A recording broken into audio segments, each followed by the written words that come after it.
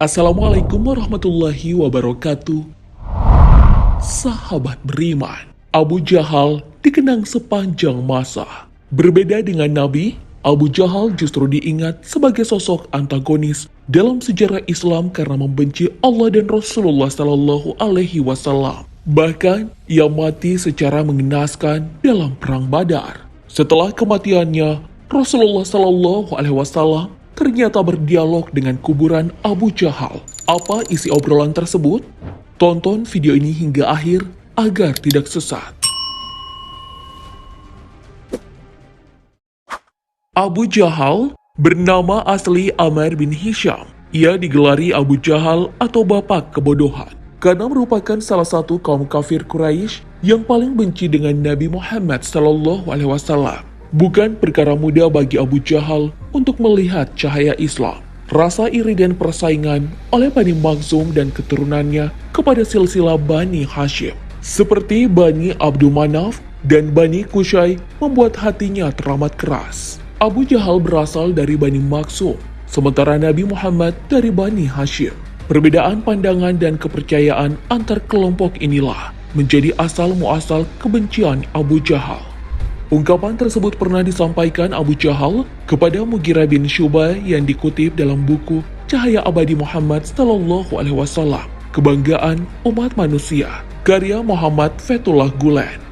Suatu hari Mughirah dan Abu Jahal menyusuri jalan kota Mekah. Di perjalanan, mereka berpapasan dengan Rasulullah. Saat itu, Rasulullah mengajak mereka untuk mengikuti jalan Allah. Namun sekonyong-konyong, Abu Jahal menolak seruan Nabi. Setelah Rasulullah meninggalkan mereka, Abu Jahal lalu menyampaikan unek-uneknya kepada Mughirah. Demi Tuhan, sebenarnya aku tahu apa yang dia katakan memang benar. Tapi ada satu hal yang menghalangiku dari mengimani dia, yaitu bahwa dulu Bani Qusay berkata kami memiliki hak al-hijabah. Kami pun menyahut baik. Lalu mereka berkata lagi, kami memiliki hak-hak as-siqayah. Kami pun menyahut baik. Lalu mereka berkata lagi, kami memiliki hak an-nadwa. Kami pun menyahut baik. Lalu mereka berkata lagi, kami memiliki hak al-liwa.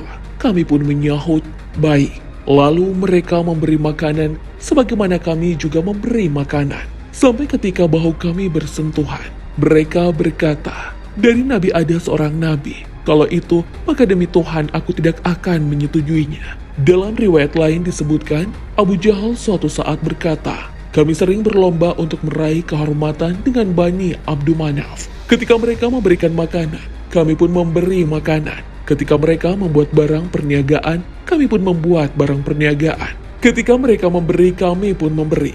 Sampai ketika bahu kami bersentuhan dan kami seperti kuda pacu. Mereka berkata, dari kami ada seorang nabi yang mendapat wahyu dari langit. Bagaimana mungkin kami akan mengakui itu? Demi Tuhan, kami tidak akan pernah mau mendengar atau mempercayainya selamanya. Bahkan, hingga menjelang ajalnya, Abu Jahal tak sekalipun tertarik untuk beriman kepada Allah Subhanahu wa Ta'ala dan Rasulullah Sallallahu Alaihi Wasallam. Ia menghembuskan nafas terakhir saat Perang Badar. Dalam kitab ringkasan Sahih Muslim karya M. Nashiruddin Al-Albani, diceritakan bagaimana Abu Jahal berpulang. Terik mentari Madinah di kampung Badar pada 17 Ramadan 2 Hijriah terasa lebih panas dari biasanya. Genderang perang Muslim melawan Quraisy pun dimulai. Siang itu, kaum Muslim yang berjumlah kecil dengan hanya beranggotakan 313 personil harus berhadapan dengan pasukan Quraisy yang hampir 3 kali lipat lebih dari pasukan mereka, 1.000 orang. Meski perang belum pecah, Abdurrahman bin Auf yang merupakan sahabat Rasulullah Shallallahu Alaihi Wasallam berhenti di tengah barisan pasukan muslimin. Namun seorang pria berusia 16 tahun tiba-tiba mendatanginya dan berkata, wahai paman, apakah paman kenal dengan Abu Jahal? Ya, aku kenal, tapi kamu ada keperluan apa dengannya? Saya dengar, Abu Jahal selalu memaki Rasulullah selama di Mekah. Demi Allah yang menguasai diriku, kalau saya melihat Abu Jahal, tak akan terpisah sebelum salah satu dari kami mati lebih dulu. Tegas pemuda tersebut yang belakangan diketahui bernama Mu'az bin Afrah. Abdurrahman yang mendengar ungkapan berani tersebut berasa takjub. Belum juga reda kekagumannya pada keberanian pemuda itu, seorang pemuda lain dari Ansor datang lagi menghampirinya. Ternyata sosok yang baru ini adalah adik Muaz, yakni Muawis bin Aufrah. Paman, apakah paman tahu siapa itu Abu Jahal? Iya, tahu. Apa keperluanmu dengannya? Saya dengar Abu Jahal selalu jahat dan bersikap keras kepada Rasulullah Shallallahu Alaihi Wasallam. Demi Allah, saya ingin membunuhnya. Jawab Muawis yang saat itu masih berumur 15 tahun. Setelah kakak beradik ini mengungkapkan niatnya membunuh Abu Jahal, tiba-tiba Abdurrahman bin Auf melihat Abu Jahal dari kejauhan dan berteriak, "Itu Abu Jahal!" Abdurrahman berteriak sembari menunjuk di mana Abu Jahal berada. Saat itu, Abu Jahal sudah menduga jika ia akan menjadi sasaran empuk umat muslim. Itu sebabnya Abu Jahal begitu dijaga oleh pasukan kafir Quraisy. Dan tiba-tiba kakak beradik pemberani tadi melesat seperti anak panah, siap menghantam Abu Jahal yang saat itu dilindungi 10 lapis pasukan bersenjata lengkap. Muawis menyeram pasukan musyrikin agar bisa menebas Abu Jahal. Seketika pedangnya menyentuh paha Abu Jahal dengan sayatan yang sangat dalam. Tapi nyawa Abu Jahal masih bertahan. Ia belum juga mati. Langkah selanjutnya sang kakak mengambil alih. Muaz bin Aufrah juga melukai kaki Abu Jahal yang membuat tubuh Abu Jahal limbung hingga akhirnya tersungkur ke tanah. Darah pun mengucur deras dari kakinya.